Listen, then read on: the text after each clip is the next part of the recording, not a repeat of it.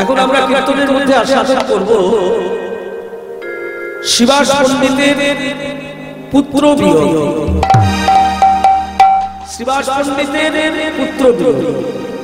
হ্যাঁ, শিবাস পণ্ডিত সম্পর্কে আপনারা একটু আগে একটু কথা শুনেছেন। চপল গোপাল পান্ধার যে লীলাটি পরিবেশন করে গেলেন অনুরাধা চ্যাটার্জি, হ্যাঁ, উনি আপনাদেরকে শিবাসের মহিমার কথা সামান্য একটু বলেছেন। তো শিবাসের মহিমার কথা সামান্য এই 4 লাইনের শিবাসের মহিমার কথা নয়। আর একটা লীলার মধ্যে শিবাসের মহিমার কথা আমরা কতটুকুই আপনাদের সামনে তুলে ধরতে পারবো, যে সেই জন্যই আলাদা করে ভাবছি যে শিবাসের মহিমার কথা দেখি আপনাদের কাছে কতটা আমি বর্ণনা করতে পারি। তো এই যে শিবাস পণ্ডিতকে আপনারা দেখছেন, আজ কত ভক্ত শিবাস পণ্ডিত, তাই না? কত ভক্ত, ভক্তি রসে আপ্লুত। শুধু তাই নয়, আমরা একটা ভাবে একটা রসে ভগবানকে ভালোবাসতে পারি না, কিন্তু এই শিবাস পণ্ডিত দুটো ভাবে ভগবানকে ভালোবাসতেন। চিন্তা করতে পারেন, দুটো ভাবে ভগবানকে ভালোবাসতেন এই শিবাস পণ্ডিত। একটা হচ্ছে বাৎসল্য ভাব, আর একটা হচ্ছে বাৎসল্য ভাব, আর একটা হচ্ছে দাস্য ভাব। শিবাসের যে কৃতিত্ব কতখানি, তার মহিমা কতখানি, এটা আমরা একটু জানি আজকে কীর্তনের মধ্যে। তো কি হয়েছে না, এই শিবাস পণ্ডিত আজকে যাকে আপনারা শিবাস পণ্ডিত রূপে দেখছেন, এই শিবাস পণ্ডিত কিন্তু আগে এই শিবাস পণ্ডিত ছিল না। তার যৌবন বয়স পর্যন্ত, তার যৌবন কাল পর্যন্ত এই শিবাস পণ্ডিত ছিল একজন নাস্তিক। এই শিবাস পণ্ডিত ছিল একজন অনাচারী। এই শিবাস পণ্ডিত ছিল একজন অত্যাচারী। বামুনের ছেলে কাঁধে বইতেটা পর্যন্ত তার ছিল। এত অত্যাচার কি না করেছে একবারে যৌবন কাল পর্যন্ত। মায়েরা ভক্তমণ্ডলী ঘটনাটি কিন্তু মন দিয়ে শুনছেন সবাই।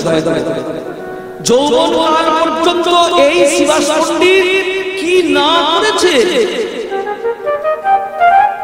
এমন কোন অত্যাচার নেই যে সে করেনি। এই অত্যাচার করতে করতে, অবিচার করতে করতে, অন্যায় করতে করতে তার এমন একটা দিন এসে দাঁড়ালো যে একদিন রাত্রেবেলাতে শিবাস ঘুমোচ্ছে বিছানায়। রাত্রেবেলায় শিবাস বিছানায় ঘুমোচ্ছে। ঘুমোতে ঘুমোতে দেখলো যে একটা কালো রঙের বিভৎস মানুষ, একটা কালো রঙের বিভৎস মানুষ এসে শিবাস পণ্ডিতের সামনে, শিবাসের সামনে চিৎকার করে বলে বলল, শিবাস!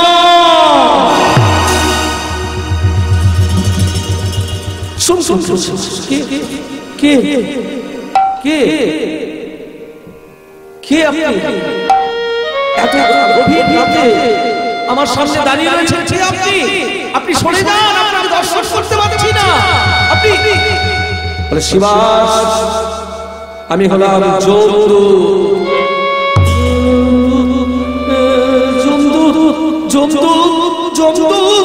হ্যাঁ, আমি যমদূত। জীবনে যে অন্যায় অত্যাচার তুমি করেছো, এই জগতে আর তোমার বেঁচে থাকার অধিকার নেই। তাই তোমাকে জানিয়ে দিলাম যে আগামী কালই তোমার জীবনের শেষ দিন। আগামী কাল তোমায় আমি নিয়ে যাবার জন্য ছুটে আসি। আগামী কালই আমি তোমাকে নিয়ে যাবার জন্য আসি। এই তো সারা রাত্রিতে ঘুম হলো না, খুব মজার ব্যাপার। সারা রাত্রিতে আর ঘুম হলো না, যেই না ভোরবেলা হয়েছে। ও মায়েরা, ভক্তমণ্ডলী, কাউকে যদি বলা হয় যে দাদা আপনি তখন কীর্তন শুনছেন, আপনি কি জানেন কালকে সকালবেলাতেই আপনি মরে যাবেন। আমি আর কীর্তনও শুনবো না, আর সারা রাত্রিতে আমার আর ঘুম হবে না। কারণ আমাদের যে মৃত্যু ভয়, আমাদের মৃত্যু ভয় রয়েছে। হ্যাঁ, মরে যাব, এই যে আতঙ্ক। তখন কি হয়েছে না, ওই যেই না সকাল হয়েছে, অমনি শিবাস পণ্ডিত আর কোনো রকমের দেরি না করে ঘুম থেকে উঠে সে করলো কি না, মনে মনে ভেবে নিল যে মরেই তো যাবো। এতদিন আমি গঙ্গা স্নান করেছি, কিন্তু ভক্তি ভরে আমি কোনোদিন গঙ্গা স্নান করিনি। মরেই যখন যাব, আজকে মৃত্যুর আগে একটু ভক্তি করে গঙ্গা স্নান করে আসি। তাই ঘর থেকে বেরিয়ে পড়লো গঙ্গা স্নান করতে, ঘর থেকে বেরিয়ে পড়লো গঙ্গা স্নান করতে। গঙ্গা স্নান করতে যাচ্ছে, কোথায় যাচ্ছে? আগেকার দিনে, এখন যারা নবদ্বীপ যাচ্ছেন বা এখন যারা নবদ্বীপ দর্শন করছেন, নবদ্বীপের আগের যে ভৌগোলিক পরিস্থিতি কিন্তু এরকম ছিল না। আগে নবদ্বীপের ভৌগোলিক পরিস্থিতি কেমন ছিল? সর্বসাধারণের স্নান করার একটাই ঘাট ছিল। এখন যেটা আপনার নবদ্বীপের যে গৌরাঙ্গ সেতু হয়েছে, যেটা নবদ্বীপ থেকে কৃষ্ণনগর যাওয়া যায়, সেতুটা, ওই সেতুটার কাছে একটা সর্বসাধারণের স্নান করার ঘাট ছিল এবং ওই অঞ্চলটাকে বলা হয় কোলের ডাঙা। এই কোলের ডাঙাতে একটি সর্বসাধারণের স্নান করার ঘাট ছিল এবং ওই কোলের ডাঙায় একজন ভাগবতের পণ্ডিত বসবাস করতেন, যার নাম হচ্ছে দেবানন্দ পণ্ডিত। আজকে ওই দেবানন্দ পণ্ডিতের নাম অনুসারে একটি গৌরীয় মঠ তৈরি হয়েছে, যার নাম হচ্ছে দেবানন্দ গৌরীয় মঠ। হ্যাঁ, যার নাম হলো দেবানন্দ গৌরীয় মঠ। তো গঙ্গা স্নান করতে যাচ্ছে মনের আনন্দে, মনের আনন্দে গঙ্গা স্নান করতে যাচ্ছে। একটু ভগবানের নাম করে নিই, গঙ্গা স্নান করতে যখন যাচ্ছি ভগবানের নাম একটু করে নিই, বলেই যাবো। হ্যাঁ, ভগবানের নাম একটু করে নিই। সকালবেলা ভোরবেলায় গঙ্গা স্নান করতে যাচ্ছে, ভজ শ্রী কৃষ্ণ কহ শ্রী কৃষ্ণ লহ শ্রী কৃষ্ণের নাম রে, ভজ শ্রী কৃষ্ণ কহ শ্রী কৃষ্ণ লহ শ্রী কৃষ্ণের নাম রে, ভজ শ্রী কৃষ্ণ কহ শ্রী কৃষ্ণ লহ শ্রী কৃষ্ণের নাম রে, যেই জনা শ্রী কৃষ্ণ ভজে সে হয় আমার প্রাণ রে, যে জনা শ্রী কৃষ্ণ ভজে সে হয় আমার প্রাণ রে, ভজ শ্রী কৃষ্ণ কহ শ্রী কৃষ্ণ লহ শ্রী কৃষ্ণের নাম রে, ভজ শ্রী কৃষ্ণ কহ শ্রী কৃষ্ণ লহ শ্রী কৃষ্ণের নাম রে, একবার ভজ শ্রী কৃষ্ণ কহ শ্রী কৃষ্ণ লহ শ্রী কৃষ্ণের নাম রে, শ্রীকৃষ্ণ বলিয়া দুটি বাহু তুলিয়া, শ্রীকৃষ্ণ বলিয়া দুটি বাহু, শ্রীকৃষ্ণ বলিয়া দুটি বাহু নামাইয়া, নামাইয়া বলে ভালো ভালো, এটা ক্রিয়া কেন বলে দিয়ে গেছে মহাজন? হ্যাঁ, একটু সুশ্রী কীর্তন শুনবো, তার কোনো উপায় নাই। হাত তোলা অভ্যাস করে রাখুন, দরকার হবে একটা সময়, যখন দরকার হবে তখন আর দেখবেন হাত ধরে উঠছে না।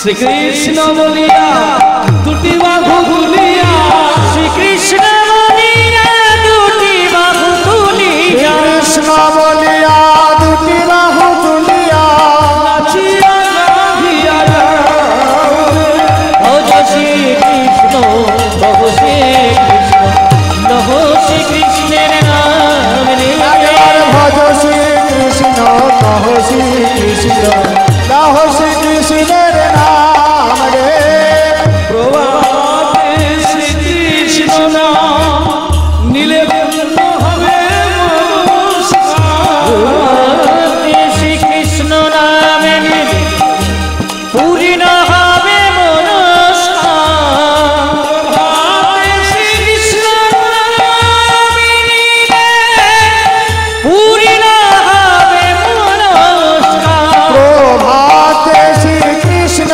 নাম নিলে পূর্ণ হবে মনস্কার, যাচিয়া লহ কৃষ্ণের নাম, ভজ শ্রী কৃষ্ণ কহ শ্রী কৃষ্ণ লহ শ্রী কৃষ্ণের নাম রে, একবার ভজ শ্রী কৃষ্ণ কহ শ্রী কৃষ্ণ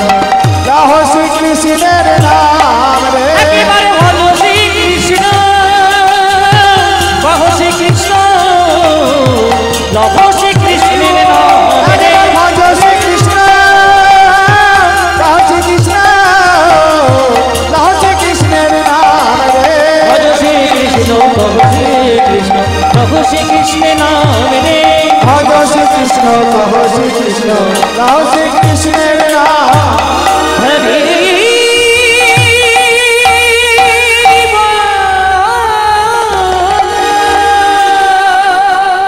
মনের আনন্দে গঙ্গা স্নান করতে করতে গঙ্গা স্নান করতে চলেছে ওই শিবাস পল্লী। ভক্তমণ্ডলী মায়েরা, এই ফাঁকে আপনাদের একটি নিবেদন জানাই। সেই নিবেদনটি হচ্ছে, আপনারা জানেন যে মহাপ্রভু এই যে হরিবাস, এই যে হরিনাম সংকীর্তন, আমার মহাপ্রভুর হরিনাম সংকীর্তনের বাস ভিক্ষা না হলে কোনোদিনও পূর্ণতা আসে না। আর আপনাদের দরজায় দরজায় ভিক্ষা করে এই অনুষ্ঠান এইভাবে অনুষ্ঠিত করা হয়েছে, প্রতি বছর করা হয়েও থাকে। কিন্তু এবারে আবার প্রাকৃতিক বিপর্যয়ের কারণে সবার বাড়িতে ঠিক মতো যাওয়া হয়নি। আমাদের কর্তৃপক্ষ সবার বাড়িতে ঠিক মতো ভিক্ষা করতে যেতেও পারেননি। যাই হোক, আমি আপনাদের কাছে নিবেদন জানাবো যে আমাদের দুইজন ভক্তিমতী মা আপনাদের কাছে ভিক্ষার আঁচল নিয়ে গেছে। ভগবানের সেবায় নিজেদেরকে নিয়োজিত করার জন্য আপনারা ভিক্ষা পাত্রে যথাযথভাবে ভিক্ষা দিন। এমন ভাবে ভিক্ষা দিন যেন সেই ভিক্ষাটা আপনার গোবিন্দ সেবায় লাগে, সেই ভিক্ষাটা যেন ভগবত সেবায় লাগে, সেই ভিক্ষাটা যেন ভক্তির সেবায় লাগে। আর ভিক্ষারণ্য আপনারা অনেকেই জানেন, ভিক্ষারণ্য আমার মহাপ্রভু খুব ভালোবাসতেন। ভিক্ষারণ্য এতটাই ভালোবাসতেন মহাপ্রভু যে ভিক্ষার অন্ন পাল্টে ছোট হরিদাস উৎকৃষ্ট অন্ন রন্ধন করেছিল বলে শেষকালে ছোট দিনে হরিদাসকে এমন ভাবে ত্যাগ করলেন মহাপ্রভু যে ছোট হরিদাসকে শেষকালে হরিদ্বারে গিয়ে আর আত্মহত্যা করতে বাধ্য হতে হলো। অপরাধ কি করেছিল না, হরিদাসের গৃহে, ঘটনাটা শুনে রাখুন, হরিদাসের গৃহে মহাপ্রভু মধ্যাহ্ন করবেন। হরিদাস ভিক্ষা করে দিচ্ছে, এবার ভিক্ষার চাল তো এই কোনোটা হয়তো একটু ভাঙা, কোনোটা হয়তো একটু মোটা, কোনোটা একটু সরু। তাই হরিদাস মনে মনে ভাবছে যে আমি এই অন্ন মহাপ্রভু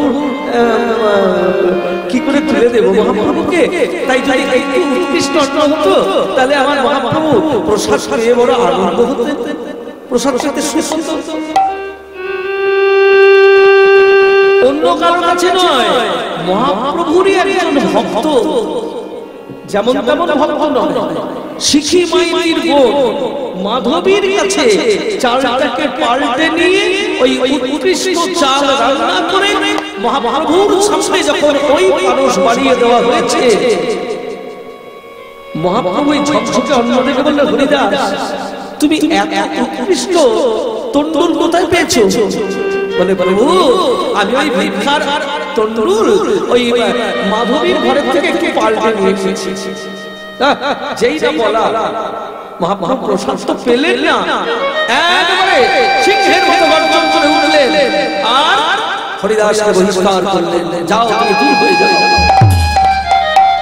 না খেয়ে না ঘুমিয়ে হরিদাস দিনের পর দিন শুধু কেঁদেছে, মহাপ্রভু দয়া করো বলে। দেখছেন ভক্তমণ্ডলী মায়েরা, ভক্তি জগতের কি কঠোর নিয়ম, ভক্তি জগতের কি কঠোর নিয়ম। হরিদাস কেঁদেছে দিনের পর দিন, খায়নি ঘুমায়নি। শেষকালে গৌর বিরহে হরিদ্বারে গিয়ে আত্মহত্যা করলেন ছোট হরিদাস। তাই ভিক্ষার দ্রব্য আমার মহাপ্রভু বড় ভালোবাসেন। হে ভক্তগণ, আপনাদের কাছে আমার বিনীত নিবেদন, মহাপ্রভুর সেবায় এই যে সুন্দর হরিসভাটি আপনারা দেখছেন, এই হরিসভা যাতে উত্তরোত্তর শ্রীবৃদ্ধি ঘটে এবং প্রতি বছর যাতে এই হরিসভা এইভাবে অনুষ্ঠিত হয়, আর এই হরিসভাতে এসে আমরা যেন এইভাবে আনন্দ করতে পারি, এই সদিচ্ছায় আপনার প্রাণ ভরে সবাই ভিক্ষা পাত্রে ভিড়ে ভিক্ষা দিন। এটি আমার নিবেদন। জয় নিতাই, জয় জয় জয় রাধা। দেখো শিবাস পণ্ডিত চলেছে গঙ্গা স্নান করতে। গঙ্গা স্নান করতে যেতে যেতে দেখলেন যে ওই দেবানন্দ পণ্ডিত সকালবেলাতে তার ছাত্রদেরকে ভাগবত পড়াচ্ছে। দেবানন্দ পণ্ডিত সকালবেলায় তার ছাত্রদেরকে ভাগবত পড়াচ্ছে। বলো বলো বলো বলো ভালো করে বলো, ভালো করে বলতে হবে। বড় হাপীরা নট বড় বাবু, নট বড় বাবু করণয় করণিকার করণিকার বিপ্রদাস বিপ্রদাস কনক কনক কপিশা কপিশা বৈজয়ন্তী চ মালা মালা রন্ধান রন্ধান বেনর ধর বেনর ধয় সুধয়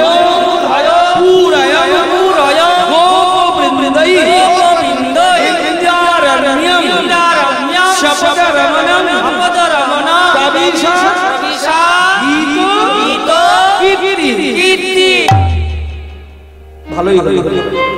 আজকে তো বলেই যাব গঙ্গা স্নান, এদিকে শ্রীমদ ভাগবত, একটু ভাগবতটাও শ্রবণ করে নিলেন। হ্যাঁ, দেবানন্দ পণ্ডিত ভাগবত পড়াচ্ছে, ভাগবতটা একটু শ্রবণ করে নিলেন। এই আশায় দেবানন্দ পণ্ডিতের আঙিনায় গিয়ে উপস্থিত হলেন যেই না উপস্থিত হয়েছে অমনি দেবানন্দ পণ্ডিতের লক্ষ্য হয়েছে ওই শিবাস। কেরে তুই কোথা থেকে এসেছিস? যত লোকের ঝামেলা এই সময় থেকে ছেলেদেরকে ভাগবত পড়াচ্ছি, যেখান থেকে চলে যা, আমাকে আপনি তাড়িয়ে দেবেন। আমি আপনি যতক্ষণ ভাগবত পড়াবেন আমি খুব স্থির হয়ে আপনার ভাগবত শ্রবণ করবো। দয়া করে আপনি আমাকে তাড়িয়ে দেবেন। এসব কোনো রকম কোনো অসুবিধা করবি না। দেখছিস না ছেলেরা পড়াশোনা করছে, যা যদি ভালোভাবে করতে পারিস ওই বারান্দায় গিয়ে বস, যা ওই ধরে বস। অদূরে একটা বারান্দায় গিয়ে শিবাস পণ্ডিত মাথা নিচু করে চোখ বন্ধ করে হাত জোড় করে ভাগবত শ্রবণ করছে। এই ভাগবত শ্রবণ করতে করতে ভাগবতের মধ্যে যখন ডুবে গেলেন, ভাগবতের মধ্যে যখন ডুবে গেলেন সেই সময় কি হলো? ওই যে রাত্রিবেলায় যে কালো রঙের বৃহৎ লোকটা শিবাসের সামনে এসে বলেছিল যে শিবাস, কাল তোমার জীবনের শেষ দিন, আমি হলাম যমদূত, ওই লোকটা আবার শিবাসের সামনে এসে দাঁড়িয়েছে। কেউ দেখতে পাচ্ছে না, শিবাস দেখতে পাচ্ছে। ওই লোকটা আবার শিবাসের সামনে এসে দাঁড়িয়েছে। শিবাস, কে তুমি? আমি সেই যমদূত। তুমি আমাকে নিতে এসেছো?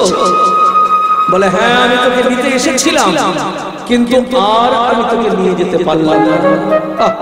নিতাই গৌর বল। ভক্তমণ্ডলী মায়েরা, শাস্ত্রবাক্য কোনদিন মিথ্যা নয়, কীর্তন কোনদিন মিথ্যা কথা বলে না, শাস্ত্র কোনদিন মিথ্যা কথা বলে না। হ্যাঁ, বলে আমি তোকে নিয়ে যেতে এসেছিলাম, কিন্তু নিয়ে যেতে পারলাম না। কেন নিয়ে যেতে পারলাম না? না, তুই একটা সময় ওই যে শুদ্ধভাবে গঙ্গা স্নান করতে চলেছিস, শুদ্ধ মন নিয়ে, একটা সময় ভাগবত শুনতে শুনতে ভাগবতের মধ্যে নিজেকে তুই ডুবিয়ে দিয়েছিস। এর জন্য আর আমি তোকে নিয়ে যেতে পারলাম না। কিন্তু আমি যে তোকে নিতে এসেছিলাম, এটা আমি তোকে জানিয়ে দিয়ে গেলাম। এই বলে একটা সজোরে শিবাসকে ধাক্কা দিয়েছে। যেই না শিবাসকে ধাক্কা দিয়েছে, অমনি শিবাস কাঁপতে কাঁপতে কিছুটা দূরে গিয়ে বলেছে, যেই না গিয়ে পড়েছে এখন ওই দেবানন্দ পণ্ডিত এখন চিৎকার করে ওই দেখো একটু আগে বলছিলাম না যে যত উল্টো লোকের ঝামেলা কোথা থেকে এসেছে এখন অজ্ঞান হয়ে পড়ে আছে ওর জ্ঞান গঙ্গার জল নিয়ে এসে মাথায় দিয়ে বাতাস করে জ্ঞান হলো। তোমার কি পড়ে গেলে কেন হঠাৎ? সমস্ত ঘটনা দেবানন্দ পণ্ডিতকে বলার পরে হাত জোর করে কেঁদে কেঁদে পণ্ডিতের চরণে আছাড় খেয়ে পড়লেন শ্রীবাস। পণ্ডিত মশাই ওই ভাগবত শ্রবণ করে আমার মৃত্যু রোধ হয়েছে।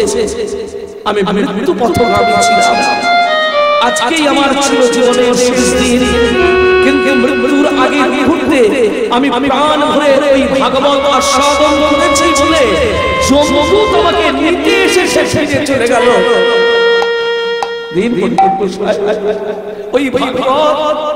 ওই ভাগবত আমার হাতে তুলে দিন, কৃপা করে আপনি আমাকে ভাগবত শিক্ষা দিন। ভাগবতের শিক্ষা ওই যে ভাগবতকে হৃদয়ে জড়িয়ে ধরলেন আর কোনদিন ভাগবতকে কাছাড়া হতে দেন নাই, সব সময় ভাগবতকে বুকে জড়িয়ে রাখতেন এই শ্রীবাস পণ্ডিত। তো এই শ্রীবাস পণ্ডিত শ্রীবাস হয়ে এলো কিভাবে? এই শ্রীবাস পণ্ডিত শ্রীবাস হয়ে জগতে এলো কিভাবে?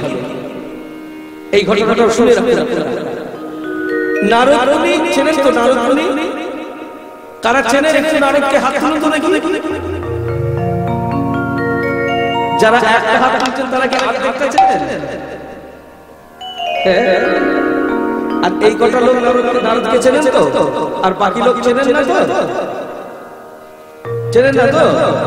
আচ্ছা বেশ, যারা চেনেন না তাদেরকে নারদ চেনার একটা উপায় বলে দিই, শুনুন। এক কাজ করবেন, আমরা প্রত্যেকে অল্প বিস্তর সকালবেলা ঘুম থেকে ওঠার সময় অন্ততপক্ষে ঠাকুরকে ডেকে উঠি, তাই তো? কেউ হে মা কালী তুমি রক্ষা করো, কেউ হে বাবা শিব ঠাকুর তুমি দয়া করো, যারা বৈষ্ণব হে কৃষ্ণ করুণা সিন্ধু, এইসব নানা রকম মন্ত্র বলে আমরা ঘুম থেকে উঠি। একদিন এইসব না বলে একবারে হাত জোর করে সজোরে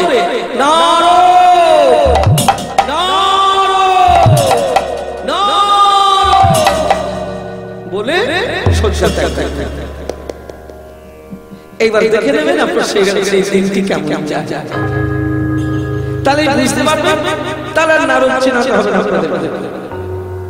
হ্যাঁ, এইবার যখন কীর্তনিয়া বলে আপনারা নারদকে চেনে বলে খুব চিনি বসায়, আর নারদ চেনাতে হবে না। ওরে বাবা, তো সেই নারদ মুনি এখন এদিকে ঘোরাঘুরি করতে করতে করতে করতে ত্রিকালজ্ঞ তো নারদ মুনি, সত্যেও নারদ মুনি, চেতাতেও নারদ মুনি, তারপরেও নারদ মুনি। তো ত্রিকালজ্ঞ, যার জন্য ত্রিকালজ্ঞ বলা হয় নারদ। এখন বিরাজ গান করতে করতে ঘুরে বেড়াচ্ছে, ঘুরতে ঘুরতে ঘুরতে ঘুরতে তার কি ইচ্ছে হয়েছে, চলে গোবিন্দের সঙ্গে দেখা করে আসে। অনেকদিন দেখা হয়নি, চলে গোবিন্দের সঙ্গে দেখা করে আসে। এবার বিরাজ গান করতে করতে নারদ চলেছে ওই কৃষ্ণের কাছে। কোথায়? দ্বারকায়। নারায়ণ নারায়ণ নমো নারায়ণ নারায়ণ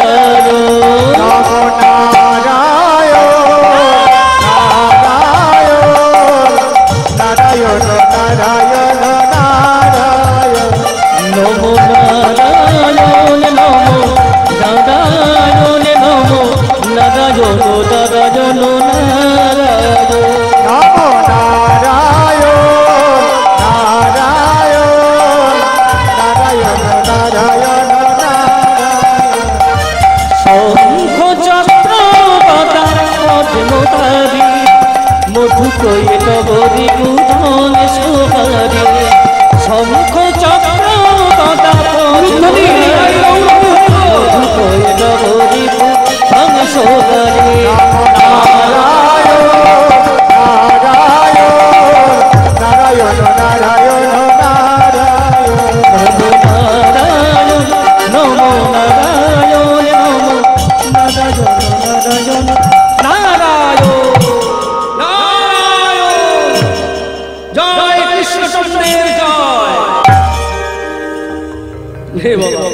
এবার কি অভিপ্রায়? একবার তো এসে সেরকমে যাকে বাসন করতে গিয়েছে, আবার নতুন কি অভিপ্রায় বলে না, আর কোন অভিপ্রায় নেই। এখন শুনতে এসেছি তোমার সঙ্গে একটু দেখা করতে, বেশ খুব ভালো কথা। এখন দেখা করতে গিয়ে দেখলেন কি, নারদ মুনি দেখলেন যে কৃষ্ণের ভীষণ মাথা যন্ত্রণা, কৃষ্ণের এত মাথা যন্ত্রণা, সে নারদের সঙ্গে ভালোভাবে কথাও পর্যন্ত বলতে পারছে না। একদিকে রুক্মিণী, একদিকে সত্যভামা, দুইজনে কৃষ্ণের সেবা করছে। মায়েরা খুব মন দিয়ে শোনো, রুক্মিণী এবং সত্যভামা দুইজনের সেবা করছে। বললেন নারদ, তোমার সঙ্গে এখন কথা আমি ভালো করে বলতে পারবো না, কারণ আমার ভীষণ মাথা যন্ত্রণা, আমার ভীষণ শিরোপীড়া হয়েছে। যে কবিরাজ আসছে ওষুধ দিচ্ছে, কিন্তু আমার মাথা যন্ত্রণা ভালো হচ্ছে। বলে যে কবিরাজ আসছে ওষুধ দিচ্ছে, মাথা যন্ত্রণা ভালো হচ্ছে না। বলে মাথা যন্ত্রণা কি তাহলে তোমার কোনোদিনই ভালো হবে না? বলে হ্যাঁ হবে। একটা কবিরাজ এসে বলেছে যে কোন ভক্ত যদি তার চরণ ধুলি আমার মাথায় খাইয়ে পারে, তাহলে আমার মাথার যন্ত্রণা ভালো হয়ে যাবে। তা নারদ, আমার তো ভক্ত বলে সব থেকে তোমাকেই বেশি বড় ভক্ত বলে মনে হয়। হ্যাঁ, কারণ তুমি সত্য যুগে নারায়ণ নারায়ণ করে বেরিয়েছো, ত্রেতা যুগেও তুমি নারায়ণ নারায়ণ করে বেরিয়েছো, দাপর যুগেও তুমি সারা দাপর যুগ নারায়ণ নারায়ণ করে বেরিয়েছো। তো সব থেকে তো বড় ভক্ত তুমি। এক কাজ করো নারদ, তুমি তোমার চরণ ধুলি দাও না, আমার মাথার যন্ত্রণাটা ভালো হয়ে যায়। তোমার কি মাথা ব্যথা হচ্ছে? আর তুমি লোক বলে না পায়ের ধুলো দেবা, আমার সব পায়ের ধুলো নেই, ধুলো দেওয়া যাও যাও, নিজের ভালো ভাবে বলো, আমি চলছি, তোমার মাথার যন্ত্রণা নিয়ে তুমি নারদ, তুমি তো স্বর্গমত্ত পাতাল ঘোরা মানুষ, তো তুমি আমি কাজ করো না, কোন ভক্তের চরণ ধুলি একটু এনে দাও, কোন ভক্তের চরণ ধুলি আমাকে এনে দাও, মাথায় দিয়ে আমার মাথার যন্ত্রণাটা ভালো হোক। ভক্তমণ্ডলী মায়েরা, এই জায়গাটা একটা মন দিয়ে শুনুন। কৃষ্ণ নারদকে বলছে, নারদ তুমি যে কোনো একটা ভক্তের চরণ ধুলি আমাকে এনে দাও, মাথায় নেব, মাথার যন্ত্রণাটা ভালো হবে। খুব মূল্যবান কথা, এটা ভগবান প্রতিনিয়ত বলেছেন, প্রতিনিয়ত বলেছেন। কৃষ্ণ এই কথাগুলো বারবার বলেছেন বিভিন্ন জায়গায়, বিভিন্ন লীলার মধ্যে। রাধারানীর ক্ষেত্রে তো বহুবার বলেছেন, হে রাধে স্মরণ রাখা মম শির শিরোলা দেহি পদপল্লব, তোমার চরণ দুটো আমার মাথায় দাও, তোমার চরণ দুটো আমার মাথায় দাও। গাভী দহন করতে গিয়ে নন্দ মহারাজ কাদায় দিয়ে জুতো চালাতে পারছে না, বলে বাবা তুমি ওই জুতোগুলো আমাকে দাও, আমি নিয়ে যাই। দাদা বলরামকে তুমি নাঙল দিয়েছো, ছামছামড়ি দিয়েছো, তুমি দুধের বালতি নিয়েছো, তো ওই জুতোগুলো তুমি আমাকে দাও। নন্দ মহারাজের কাদা মাখা জুতোগুলোকে মাথায় নিয়ে নিয়ে পেতে চলেছে। তাই নারদ মুনিকে বললেন, নারদ তুমি আমাকে ভক্তের চরণ ধুলি একটু দিয়ে দাও। ঠিক আছে। এবার নারদ মুনি বিরাজ আমাদের গান করতে করতে মনের আনন্দ চলছে। নারদ মুনি ভাবছে যার কাছেই যাবো সে আমার চরণ ধুলি দিয়ে দিই, অসুবিধা কি? আস্তে আস্তে আস্তে আস্তে গিয়ে দাঁড়ালেন কোথায়? ব্রহ্মলোকে। ব্রহ্মলোকে গিয়ে দাঁড়ালেন নারদ মুনি। ব্রহ্মলোকে গিয়ে দাঁড়ালেন, ব্রহ্মার কাছে গিয়ে বললেন যে এরকম কৃষ্ণের শিরোপীড়া হয়েছে, তো আপনি এক কাজ করুন, আপনার দুটো চরণ ধুলি দেন, আপনার দুটো চরণ ধুলি দেন, ওই কৃষ্ণের মাথার যন্ত্রণা শিরোপীড়া ভালো হয়ে যাবে। তোমার কি মাথা খারাপ হচ্ছে? একবার তাকে চিনতে গিয়ে আমি অভিশাপ শুনিয়ে এসেছি, আবার চরণ ধুলি দিয়ে অভিশাপ করব? একবার চিনতে গিয়ে আমি নিম্নগামী হয়েছে, বলে তুমি অন্য কোথাও যাও। তাহলে ব্রহ্মলোকে হলো না, ইন্দ্রের কাছে গিয়ে সেখান থেকে ফিরল, ইন্দ্রলোকে হলো না, চন্দ্রলোকে হলো না, বরুণের কাছে গেল, সেখানে হলো না, ইন্দ্র চন্দ্র বরুণ যার কাছে গেল কেউ তাকে চন্দ্র দিল না, দেবতারা দিল না, দেবীরা দিল না, পাতালের নাগগণ দিল না, মর্তলোকে কেউ দিল না। একটু বৃন্দাবনে গিয়ে দেখি, যদি বৃন্দাবনে যাই। এবার বৃন্দাবনে গিয়ে দেখলেন ব্রজগোপীরা হাউ হাউ করে কৃষ্ণ কৃষ্ণ তো নেই বৃন্দাবনে, কৃষ্ণ তো নেই বৃন্দাবনে। আর যতদিন ব্রজগোপীরা কৃষ্ণ অদর্শনে ছিলেন ততদিন তাদের বিরহ ছাড়া আনন্দের লেশ ছিল না। তারা সব সময়ের জন্য হা কৃষ্ণ প্রাণ কৃষ্ণ বলে কেঁদেছে, সব সময়ের জন্য হা কৃষ্ণ প্রাণ কৃষ্ণ বলে কেঁদেছে। হে নন্দ নন্দন,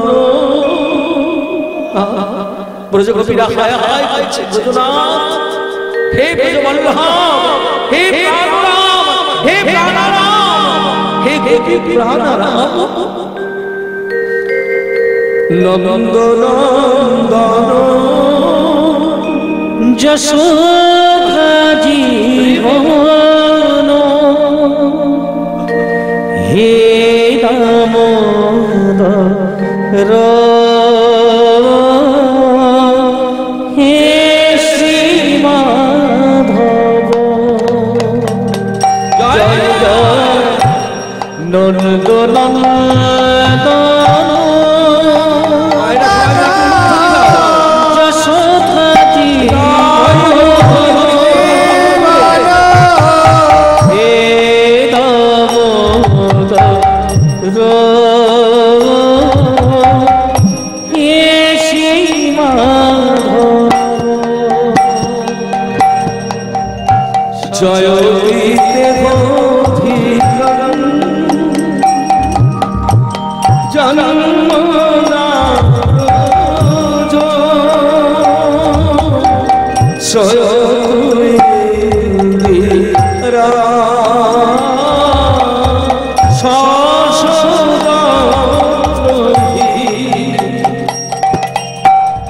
দয়িত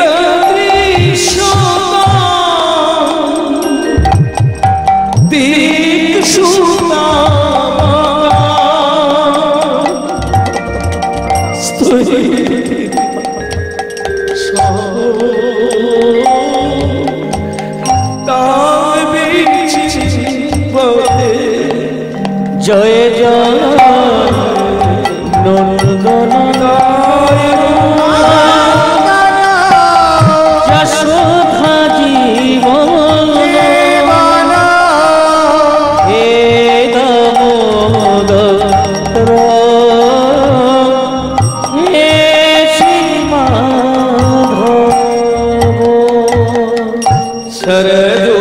শরদুদাসনে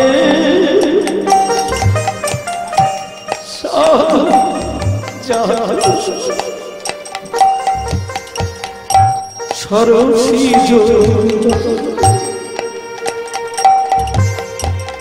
শ্রীমূষা তৃষ্ণা সুরতে তে শুল্ক শিখা বড়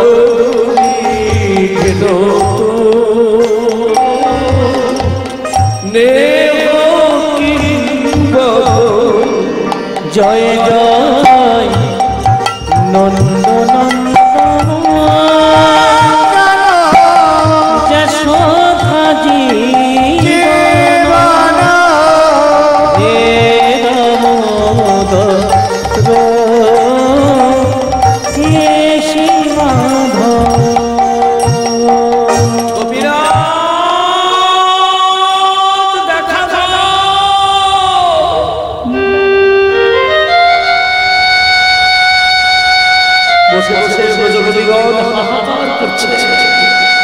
এমন সময় নারদ মুনি গিয়ে দাঁড়ালেন, হে গোপীগণ, কি নারদ মুনি তুমি আমাদের কাছে কেন? বলে শোনো, বৃন্দাবনের ভালোবাসা দেখুন। আমি বলেছিলাম আপনাদের প্রথমে যে ভালোবাসা কাকে বলে দেখুন, এই হচ্ছে ভালোবাসা। কৃষ্ণ নেই 100 বছর, কৃষ্ণ ব্রজগোপীর কাছ থেকে চলে গেছে। যে ব্রজগোপীরা তাদের সংস্পর্শ দিয়ে গোবিন্দকে ভালোবেসেছে তাদেরকে ছেড়ে চলে গেছে। গোবিন্দ নেই, হায় হায় করছে তারা গোবিন্দ। আজকে সেই ব্রজগোপীর কাছে যখন গিয়ে বলা হলো, নারদ গিয়ে যখন বললেন যে হে ব্রজগোপীগণ, তোমাদের প্রাণনাথ, তোমাদের প্রাণ বল্লভ কৃষ্ণচন্দ্রের শিরোপীড়া হয়েছে, মাথার যন্ত্রণা হয়েছে। কবিরাজ বলেছে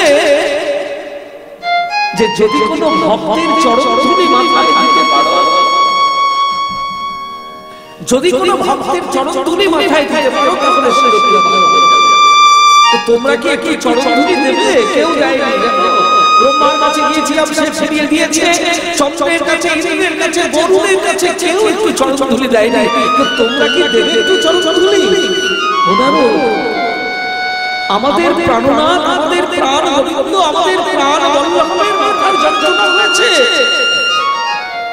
আমাদের পায়ের ধুলো নিয়ে যদি তার মাথার যন্ত্রণাটা ভালো হয়ে যায়, তুমি এক্ষুনি নিয়ে যাও, যাও যাও, এই নাও চরণধূলি। নিতাই গৌর হরি হরি বল। কারণটা কি? আমাকে যদি কেউ চাইতো আমি কি দিতে পারবো না? আমিও দিতে পারতাম না। আজকে আমি আসলে দাঁড়িয়ে বড় বড় কথা বলছি, আমি দিতে পারবো। আমাকে যদি বলা হয় যে তুই একটা চরণধূলি দাও, এই চরণধূলি কৃষ্ণের মাথায় দিয়ে দেবো, দেবো আমি চরণধূলি, আমার পায়ের ধুলো দেবো আমি দেই নাই। কিন্তু ব্রজগোপী দিয়েছে কেন? সবকিছুই যদি গোবিন্দ চরণে নিবেদন করে থাকে, চরণ দুটোও তো গোবিন্দের কাছে নিবেদন করেছে। দেহ মন প্রাণ জীবন যৌবন সব যদি গোবিন্দের কাছে নিবেদন করা হয়, চরণ দুটোও তো গোবিন্দকে নিবেদন করেছে। সবই তো গোবিন্দের, হাত দুটোও গোবিন্দের, পা দুটোও গোবিন্দের। তাহলে সেখানে পায়ের ধুলো দোষ দোষ কোথায়? আর একটা দিক হচ্ছে যে যারা কৃষ্ণ সুখে, এই ব্রজগোপীগণ, এই বৃন্দাবনের মানুষ, এরা হচ্ছে কৃষ্ণ সুখে সুখী। কৃষ্ণ ভালো থাকবে, ভগবান ভালো থাকবে, আমাদের কৃষ্ণ ভালো থাকবে, যাতে আমরাও তো সেই থাকবো।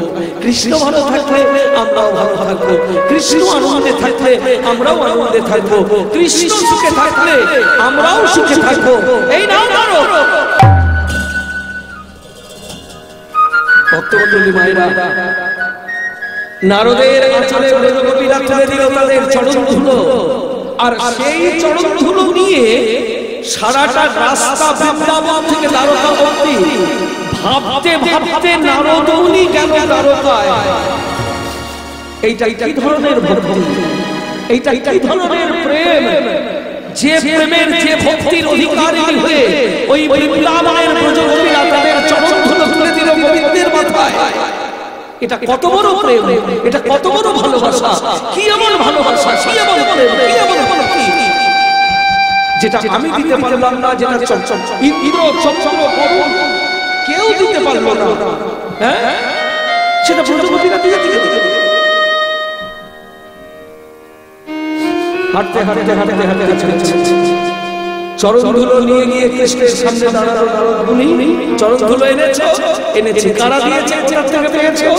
মনে মনে হাসছেন গোবিন্দ যে একমাত্র ব্রজের ব্রজগোপী ছাড়া এই জগতে, এই 14 ভুবনে কারোর সাহস নেই যে তার চরণধুলো দেবে, সেই সাহস কারোর নেই। তাই একমাত্র দিতে পারে, একমাত্র দিতে পারে বৃন্দাবনের ব্রজগোপীরা। দাও দাও, কে চরণধুলি দিয়েছে? বলে বৃন্দাবনের ব্রজগোপীরা দিয়েছে। বৃন্দাবনের ব্রজগোপীরা দিয়েছে। দাও দাও দাও দাও দাও। ধুলো নয়, ধুলো নয়, গোপী পদরেণু, যে ধুলো গায়ে মাখে নন্দের বালা কানু। নিতাই গৌর হরি হরি বল। ভগবান দেখিয়ে দিয়ে গেলেন, ভগবান জগৎকে শিক্ষা দিয়ে গেলেন। হে মানুষ, বৈষ্ণবের চরণ ধুলি তাকে মোর স্নান দেবী, তর্পণ মোর বৈষ্ণবের নাম, বিচার করিয়া মনে ভক্তিরসে আস্বাদনে শ্রীমদ্ ভাগবত ভাগবত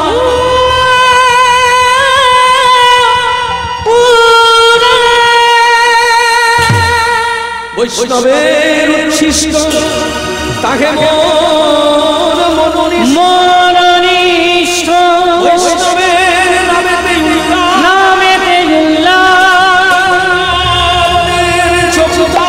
চবুতারা মন ঘেরা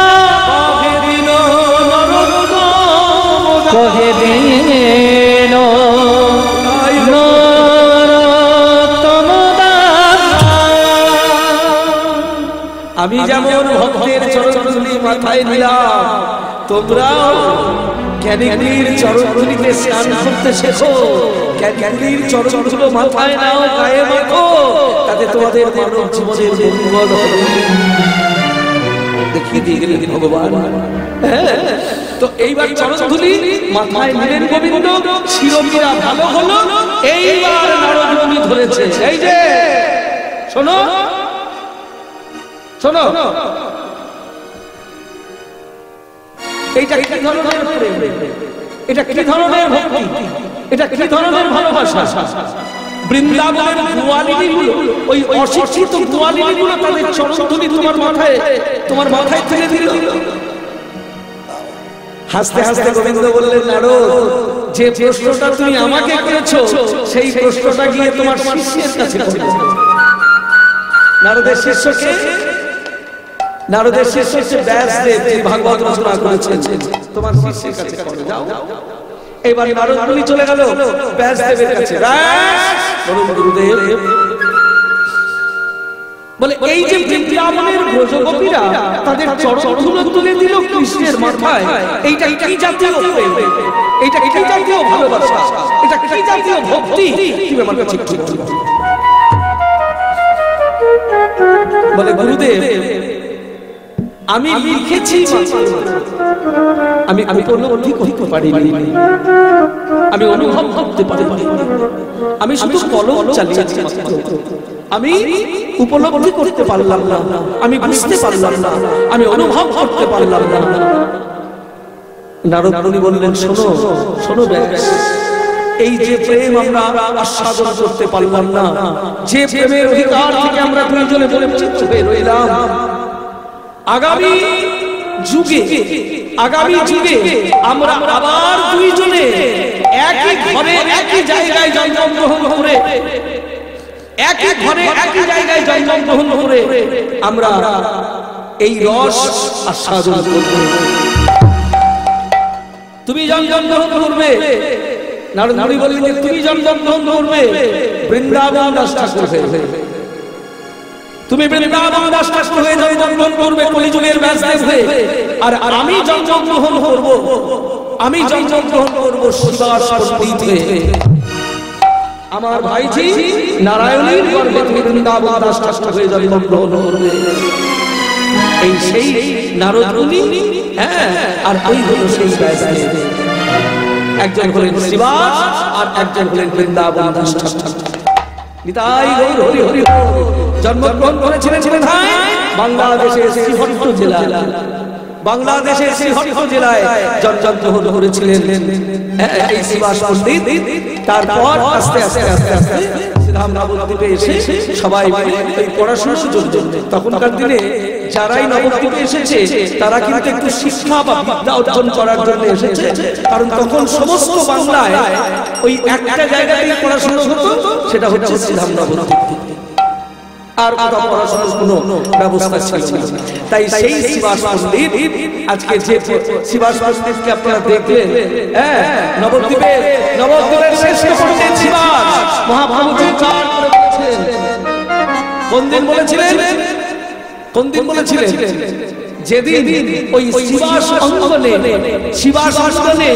যে দুর্ঘটনা ঘটেছিল, শিবাস পণ্ডিতের দরজায় ঝাড়খণ্ড রক্ত জবা রক্ত চঞ্চল ছিটিয়ে দিয়েছিল ওই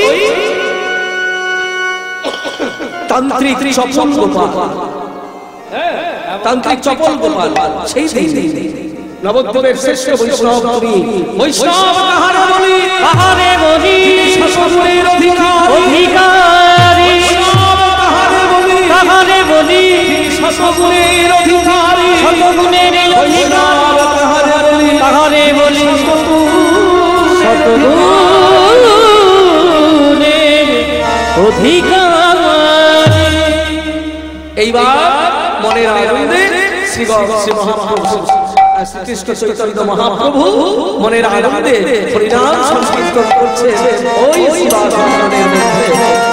শিবাস অঙ্গনে নাচে শশীর দুলাল, শিবাস অঙ্গনে নাচে শশীর দুলাল, শিবাস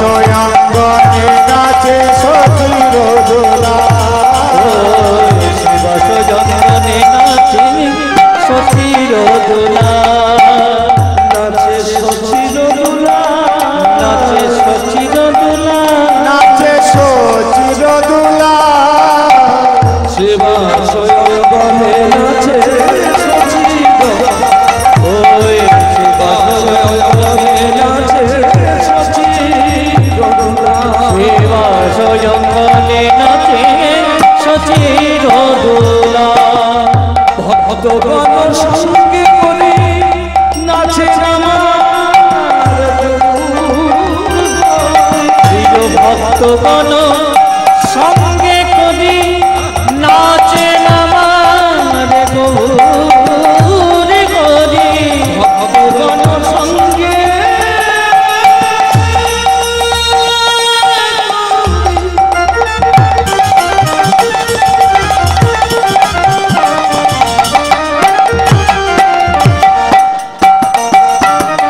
ভক্তগণ সঙ্গে করে নাচে আমার গৌর ঘরে। ভক্তগণ সঙ্গে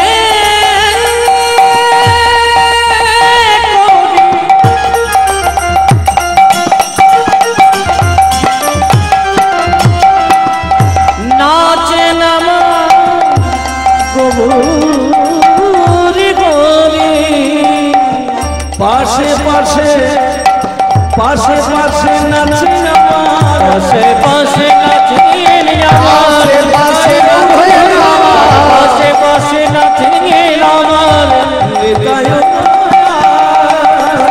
ভক্তগণ সঙ্গে করে সচির দোলা ভক্তগণ সঙ্গে নাচে সচির দোলা আনন্দ আর ধরে না গো আনন্দ যারে ধরে না গো আনন্দ আর ঘরে না গো আনন্দ আর ধরে না গো। আনন্দ যারে ধরে না গো মনের আনন্দে নৃত্য করছেন সে মায়েরা ভক্তমণ্ডলী মনের আনন্দে নৃত্য করছেন মহাপ্রভু তার ভক্তদের নিয়ে মনের আনন্দে নৃত্য করছেন।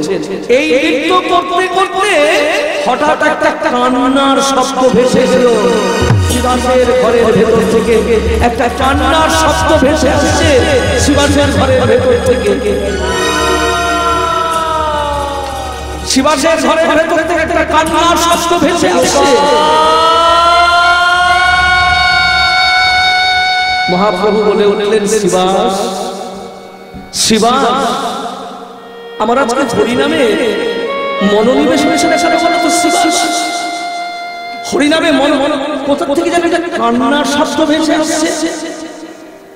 শিবাস বুঝতে পেরেছে যে তার ঘরের ভেতর থেকে কান্নার শব্দ ভেসে আসছে।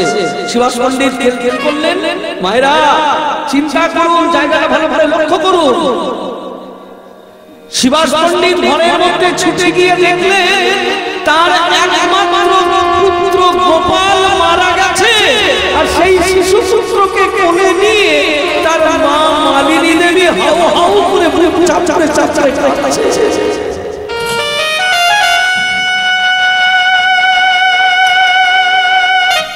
বুক চাপড়ে চাপড়ে কাঁদছে মালিনী দেবী।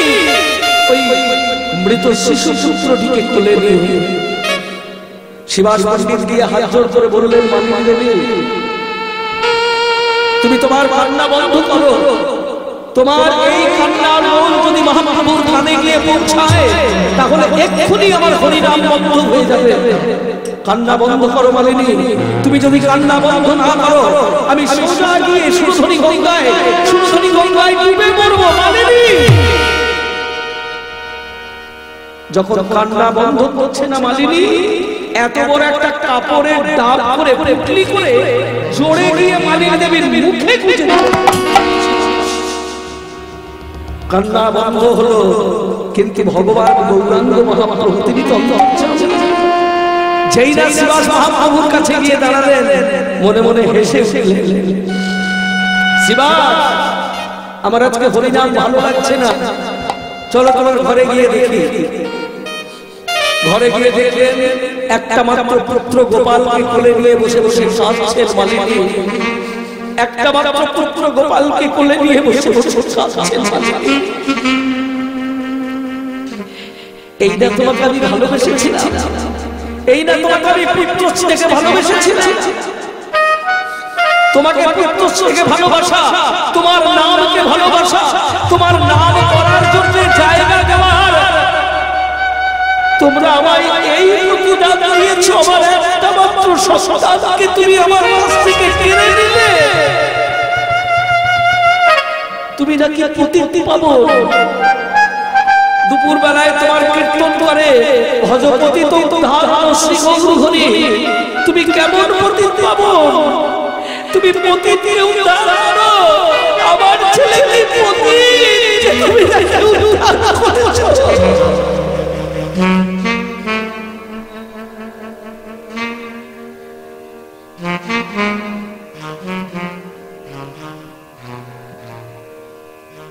মহাপ্রভু মালিনী দেবী, কান্না, তোমার কান্না বন্ধ করো, তোমার কান্না বন্ধ করো মালিনী। গোপালের অঙ্গ স্পর্শ করলেন মহাপ্রভু। কিছুক্ষণের জন্য গোপাল জেগে উঠল। গোপাল বলো পিতা। মহাপ্রভুর দিকে তাকিয়ে বলছেন পিতা। এই গোপাল, তুই তো আমার ঘরে শুয়ে আছিস, তুই আমার সন্তান। না না, আমি তোমার সন্তান নই। ওই দেখো আমার সামনে দাঁড়িয়ে রয়েছে, তোমার সামনে দাঁড়িয়ে রয়েছে, উনি হলেন আমার মা, উনি হলেন আমার বাবা। তোমরা তোমরা আমার মা বাবা নও, তোমরা আমার তো সাজা মা বাবা। আমার আসল মা বাবা হচ্ছে ওই যে আমার সামনে দাঁড়িয়ে রয়েছে। উনি আমাকে দয়া করে যখন যেখানে পাঠাচ্ছেন আমাকে যেতে হচ্ছে, যখন যেখানে যতদিন রাখার রাখছেন ততদিন থাকতে হচ্ছে। এতদিন তোমার এখানে উনি রেখেছিলেন, আমি ছিলাম তোমাদের সন্তান হয়ে, তুমি ছিলে আমার মা, শিবাশাস্ত্রী ছিল আমার বাবা। এখন আবার উনি আমাকে এখান থেকে নিয়ে চলে যাচ্ছেন। এর আগে তোমাদের মতো কত মা বাবার কাছ থেকে আমি বিদায় নিয়েছি, তুমি কি জানো?